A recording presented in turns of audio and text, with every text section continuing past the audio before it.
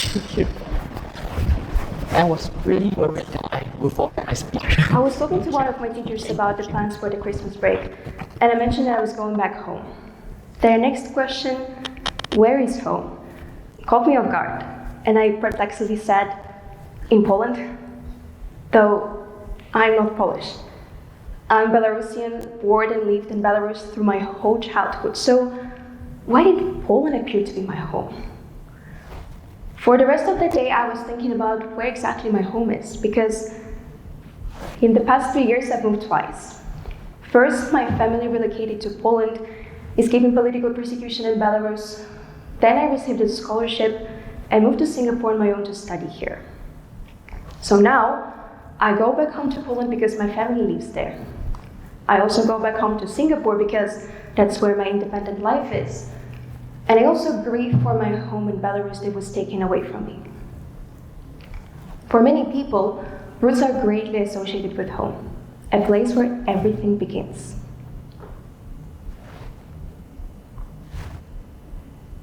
It is something constant in one's life, right? Something that reflects the idea of being grounded, supported, and deeply connected to one's own origins.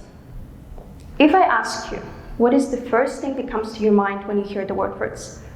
Is it your family and its history? A cultural heritage and traditions? Maybe it's a place or communities you were raised in.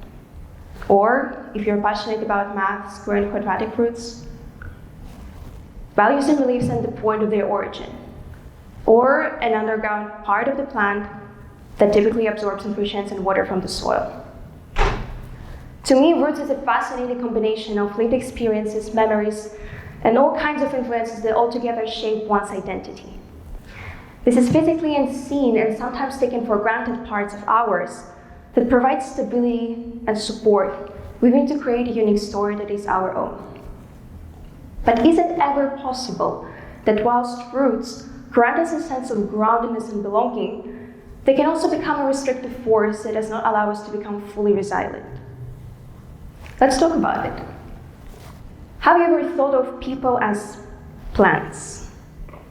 We draw sustenance from roots, grounding ourselves in cultural, familial, and personal histories. Both flourish when nurtured, adapting to life seasons. Our interconnected lives form a diverse garden where each individual is a unique bloom.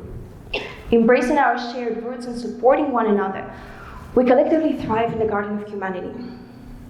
Sounds great, doesn't it? But if any of you ever cared for a plant, and I believe there are many, you know that its roots should be pruned sometimes. And although it does sound scary, sometimes it's necessary for enabling future growth and flourishment. And I believe that this is the same for people. But let's start from the beginning.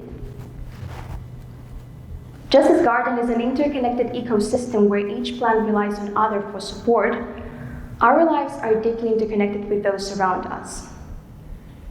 Our roots are intertwined, and the strength of these connections can determine our collective resilience.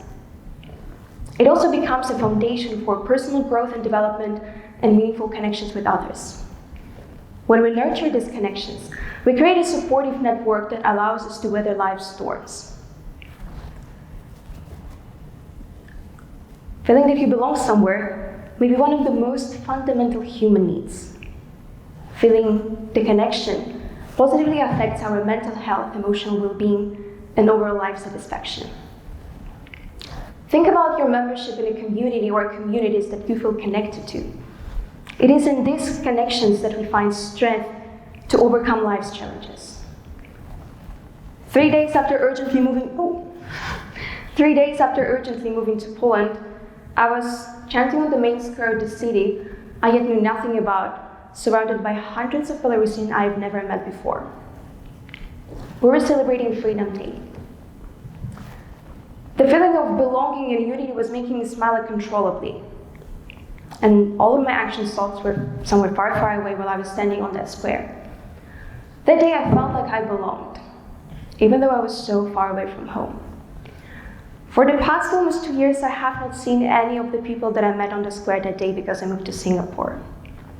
But especially now, living far away from home in a very diverse and international community, I feel deeply rooted with thousands of Belarusians who once had to leave their home yet found the strength to rebuild it somewhere else. Celebrating the Freedom Day 3 days after moving to Poland, I realized that regardless of where I go, the strong sense of belonging, along with a sense of national identity, will always be a part of me.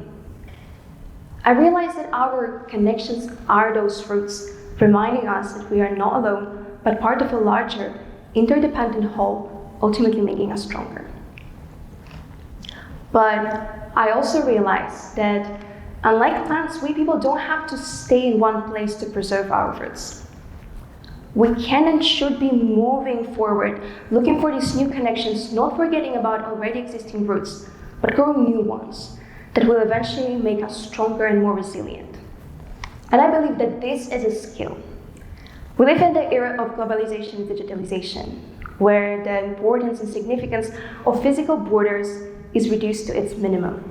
We travel, we move to different countries, we maintain connections with our friends and family through thousands of kilometers.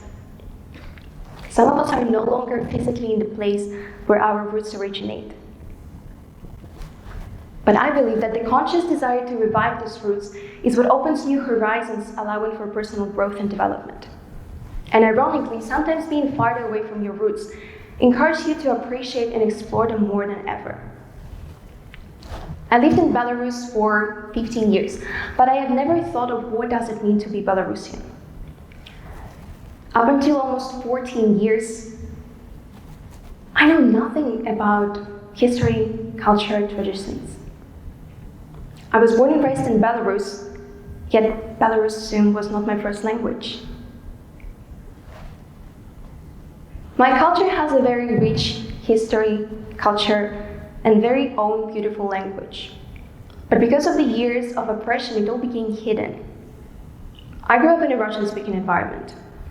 I grew up reading books and watching movies in Russian, speaking to my friends and family in Russian, and studying all of my subjects in Russian. And now I understand why being Belarusian is a choice.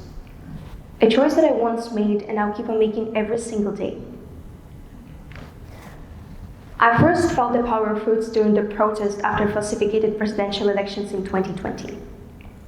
Being among thousands of brave Belarusians who were marching along the streets, showing their disagreement, made me realize that this is now a significant part of my history. And this is something that I want to traverse not as just arena, but as a part of something bigger, a part of the Belarusian nation. And there is something much more that unites me with all these people than just a citizen of Belarus writing in our passports. Being Belarusian became a synonym of being brave, courageous, and outstanding. My roots originated in Belarus, but now they're all around the world. They're connected to every single place I've ever lived in, and to every single friend who moved to a different country. Every memory and every experience is a unique branch of my own root system. My roots are as long as the history of my nation, but as young as me and my life experiences. I will never be able to see my roots, but they will always be a part of me, growing, expanding mentally, and making me stronger. But now, let's get back to pruning. It is not a secret that sometimes plants should be replanted, especially when the pot becomes too small so that it limits the plant's growth. Both pruning and replanting require high levels of carefulness and knowledge in order to remove the dead parts of the plant, not damaging it, but allowing for future growth and flourishment. The same happens to us. Sometimes the pot becomes too small so that we have to move on looking for a bigger one. It is a necessity because otherwise our root system will become too pot-bound when cramped within the limited space, inhibiting our growth. But unfortunately, there is no careful and knowledgeable gardener to take the care of the transition for us. Sometimes life itself pulls us out of the pot, shakes and throws to a bigger one. We recover, grow new roots, get used to new environments, and eventually become stronger and more resilient.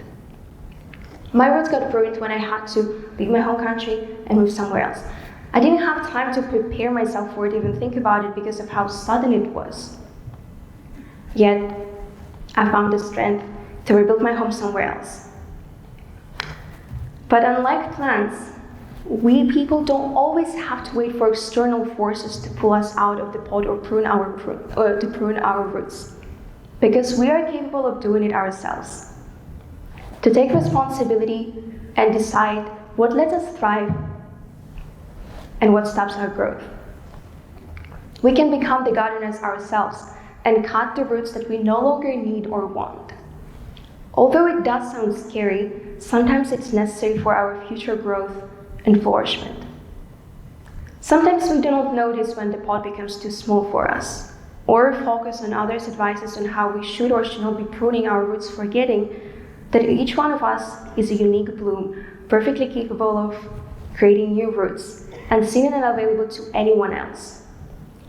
And while staying in a known pot with all roots cramped and tangled may sound like a more familiar and safer options that give us a sense of groundedness, it is a restrictive force that does not allow to us become fully resilient. I believe that embracing roots is not only about preserving traditions, but also about conscious aspirations for diversity, uncovering new possibilities for personal growth, and connecting with the world around us. In the end, it does not matter how you define roots, a connection to one's ancestors, or an underground part of the plant, because the concept is the same. So, what do your roots hold? Well, I think that your roots can either become a source that holds the great power that can support you in the process of creating of your own unique story, or instead, it can hold you back, not allowing you to transcend familiar patterns and depriving you of many beautiful opportunities. And you are the only one to decide which option to choose. Thank you.